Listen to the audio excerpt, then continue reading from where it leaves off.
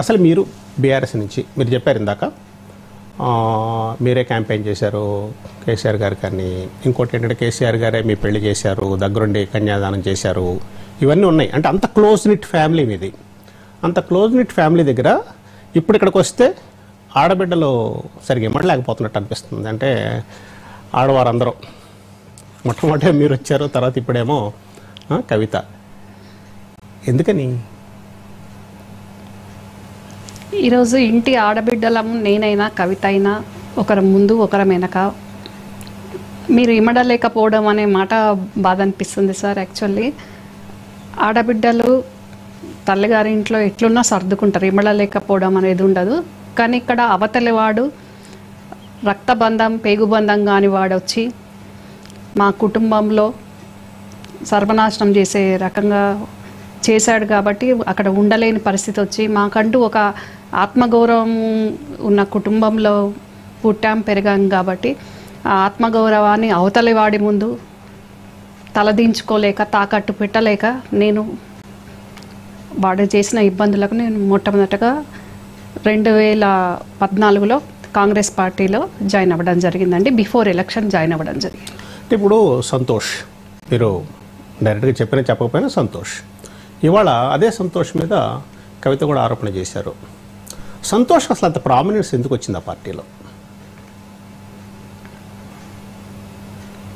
మహాభారతంలో శకుని పాత్ర ఏంటో ఇక్కడ సంతోష్ పాత్ర కూడా అదే. మహాభారతంలో హస్తిన సామ్రాజ్యం మొత్తం ధృతరాష్ట్రుడు గాంధారి ముందు సర్వనాశనం అవ్వడానికి తన పిల్లలను తనే చంపుకునే రకంగా మొత్తం సామ్రాజ్యంతో పాటు వంశానికి వంశం సర్వనాశనం అయ్యేటట్టుగా పక్కన ఉన్న శకుని నమ్మి చెట్ల చేసిండో ఈ శకుని కూడా సేమ్ అదే రకంగా చేశాడు, చేస్తాడు కూడా. ఇది నేను కుటుంబ సభ్యురాలుగా అతి దగ్గర ఉండ చూసిన వ్యక్తిగా వాళ్ళ ప్రమేయం శకుని సంతోష్ వాళ్ళ అమ్మ శశికళ ప్రమేయం ఏ రకంగా ఉంటుంది అనేది అతి దగ్గరగా చూసిన వ్యక్తిని కాబట్టి నేను బయటికి వచ్చాక కూడా ఎప్పుడూ అదే చెప్తున్నాను. బాబాయిగా కాకపోయినా ఒక రాష్ట్ర ముఖ్యమంత్రిగా ఆయన ప్రాణానికి ప్రమాదం ఉన్నది అని నేను 2017లో కాంగ్రెస్ పార్టీ అధికార ప్రతినిధిగా ఉన్నప్పటి నుంచి జయలలిత గారికి ఏ రకంగా ప్రమాదం వచ్చిందో కేసీఆర్ గారు కూడా అదే ప్రమాదం రాబోతుంది అని చెప్పానండి. అంటే ఇప్పుడు సంతోష్ గారి గురించి మరి కేసీఆర్ గారి రీడింగ్ ఎందుకు తగ్గింది? అంటే ఇక్కడ కేసీఆర్ గారి కంటే ఎక్కువ కేసీఆర్ గారి వైఫ్ ప్రమేయం ఎక్కడుంటుంది, ఆమె ప్రోద్బలము ఆమె ఎంకరేజ్మెంట్ ఎక్కువ ఉంటుంది సంతోష్ విషయంలో. కాబట్టి ఈరోజు కేసీఆర్ గారికి అన్న కూతురైన నేను మొట్టమొదటిగా బయటికి రావాల్సి వచ్చింది. ఒక ఆడబిడ్డ ఈ రకంగా బయటకు వచ్చి కుటుంబం మీద పార్టీ మీద ఎందుకు మాట్లాడుతున్నారు అనే విధంగా అక్కడున్న వ్యక్తి చేస్తున్నాడు కాబట్టి బయటికి రావాల్సిన పరిస్థితి వచ్చింది. ఈరోజు కేసీఆర్ గారి కన్న కూతురు కూడా బయటకు వచ్చి ఇదే సంతోష్ మీద మాట్లాడే పరిస్థితి వచ్చింది. మరి అదే సంతోష్ను ప్రోత్సహించి అదే సంతోష్ను ఎక్కడో ఉన్నవాన్ని తీసుకొచ్చి తన పిల్లలు తన కుటుంబం ఏమైపోద్దో అనే దాంట్లో ఇన్ఫీరియారిటీ కాంప్లెక్స్ తోటి కేసీఆర్ గారి భార్య ఈ సంతోష్ను ప్రోత్సహిస్తే ఈరోజు ఆ సంతోష్ కల్వకుంట్ల కుటుంబానికి ఒక చీడ పురుగులాగా తయారైందండి. అంటే ఇప్పుడు మీరు విమర్శించారు ఇంతకుముందు సంతోష్ గురించి, ఇప్పుడు కవిత విమర్శించారు.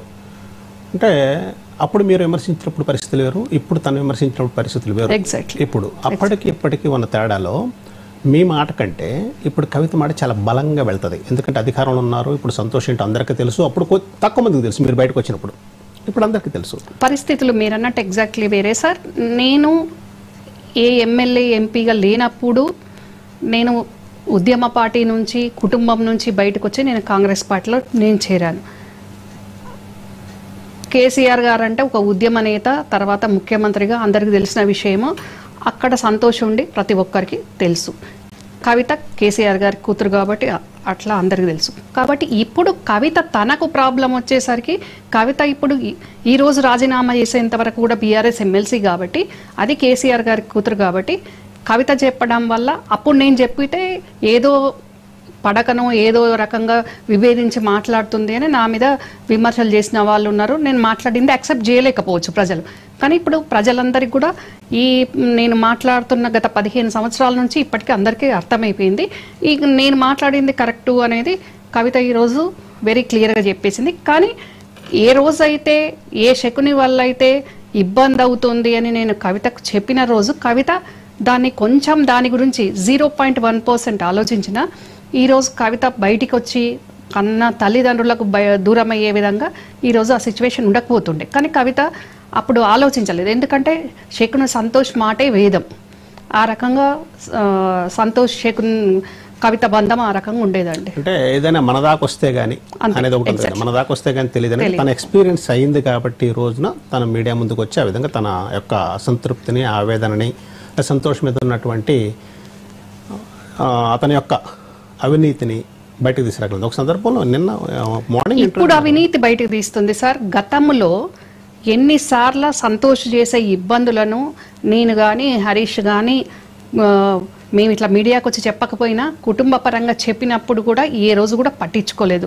ఏ రోజు కూడా వాడిని మీద ఏడుస్తారు ఎందుకు అని మాట్లాడేవాళ్ళు. శోభమ్మైనా కవిత అయినా ఇంకా వాడిని ఎంకరేజ్ చేసేవారు సంతోష్ని.